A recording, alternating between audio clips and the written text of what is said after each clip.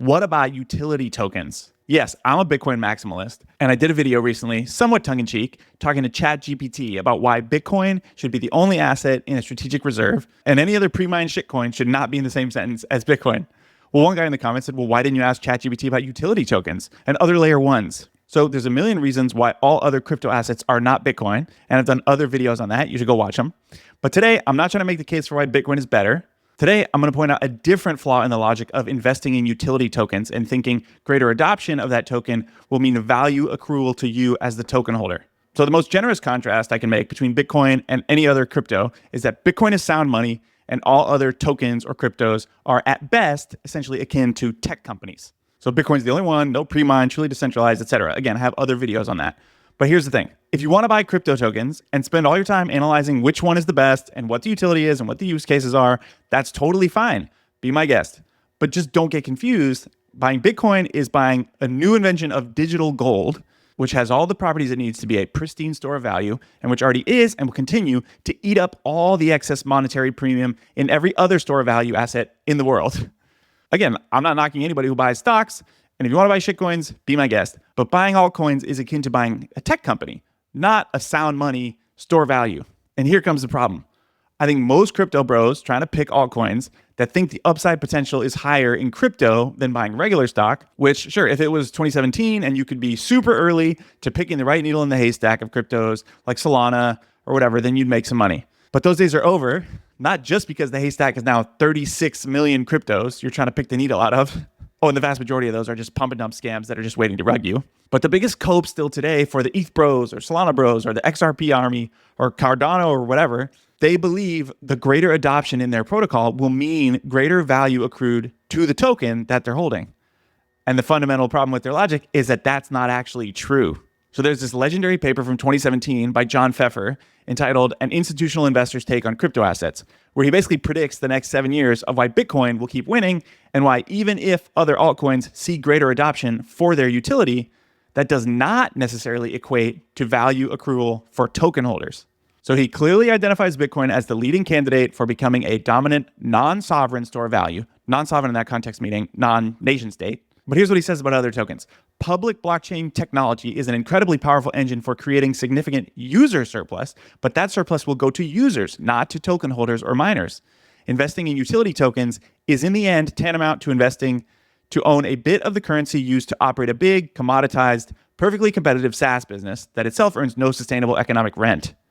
There will be some value there, but perhaps not much. It is possible and in fact quite reasonable to construct very bullish protocol adoption scenarios where the equilibrium network values are very low and lower than the current network values of utility protocols such as Ethereum. But what the hell does that mean? He's saying public blockchains can generate value for the users, but the value does not necessarily accrue to token holders or miners. Those who invest in the token might not see the long-term financial gains trickle down to them.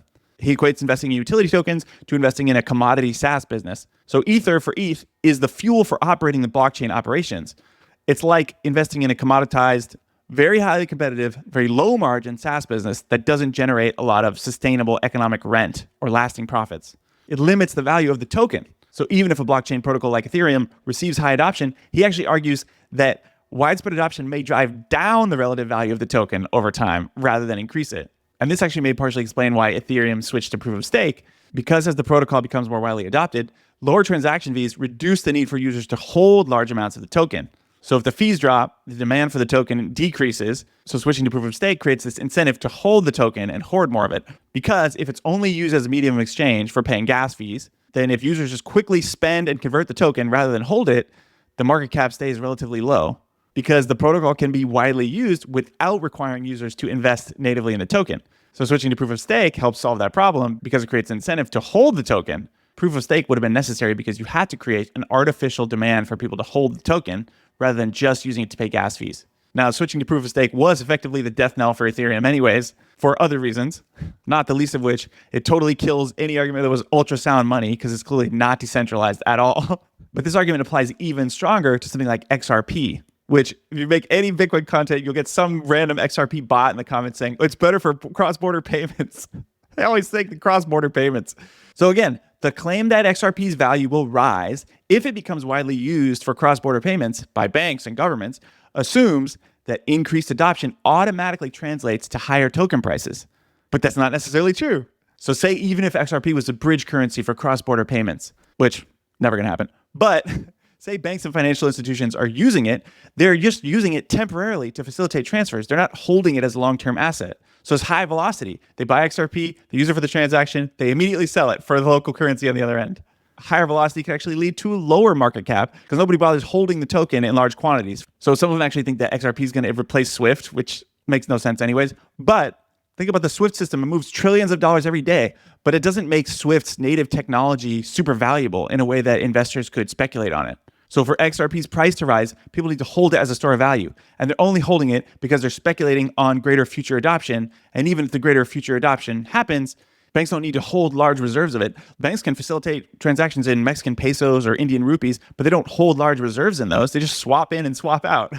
So there's a weird irony where if XRP achieves its intended use case, which is efficient, cheap, cross-border transactions, more competition and more efficiency drives fees down, and lower fees mean less value accrual to XRP holders because the cost of transactions, which are paid in XRP, becomes commoditized. So the best case scenario for users is the worst case scenario for investors who are hoping that the price will appreciate. Visa processes millions of transactions a day, but you don't invest in Visa transaction fees. You could invest in Visa, the company, but remember, holding XRP is not an investment in Ripple, the company that controls and issues XRP. So you say even Ripple figures out how to capture profits from this, which they don't capture profits. The only way that Ripple profits is by dumping XRP. But say Ripple as a company did figure out how to profit from this, that value does not accrue to holders of the XRP token. There's also no moat for XRP. There's no monopoly on fast transactions. Like there's plenty of other competitors that can do fast transactions. So there's no reason why XRP would gain some kind of monopoly on cross-border payments.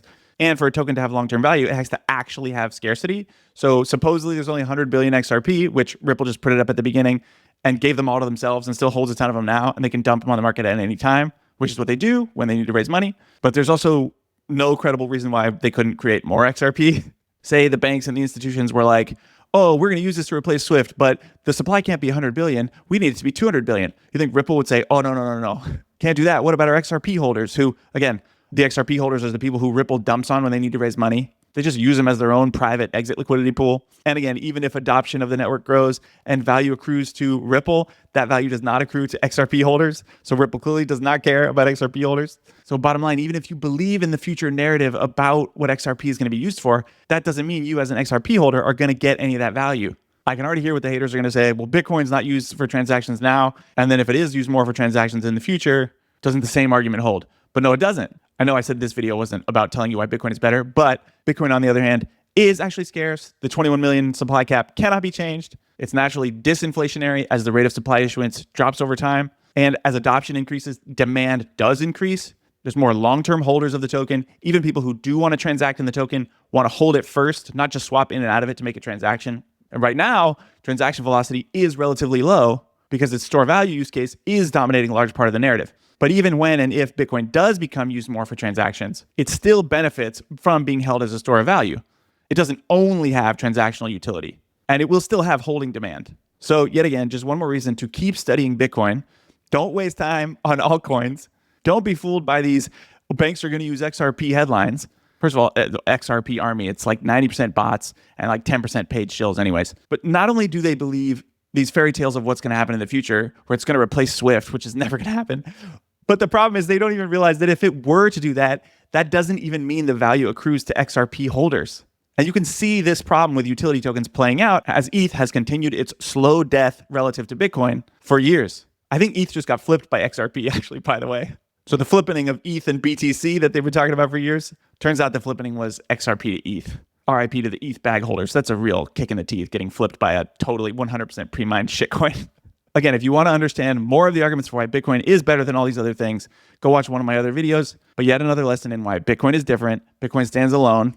Don't get it twisted. Don't get confused by all the altcoin, shitcoin narratives. That stuff's all going to die out the same way ICOs died out, the same way NFTs died out, the same way ordinals died out. It's all fads. It comes and goes. Bitcoin's the only thing that has real long-term staying power. As always, if you like this video, please subscribe to the channel, hit the like button, leave a comment. I know the XRP bag holders will be seething and coping in the comments. Just leave it. Tell me about all the cross-border payments. Thanks for watching this video. And as always, never forget, Bitcoin's inevitable.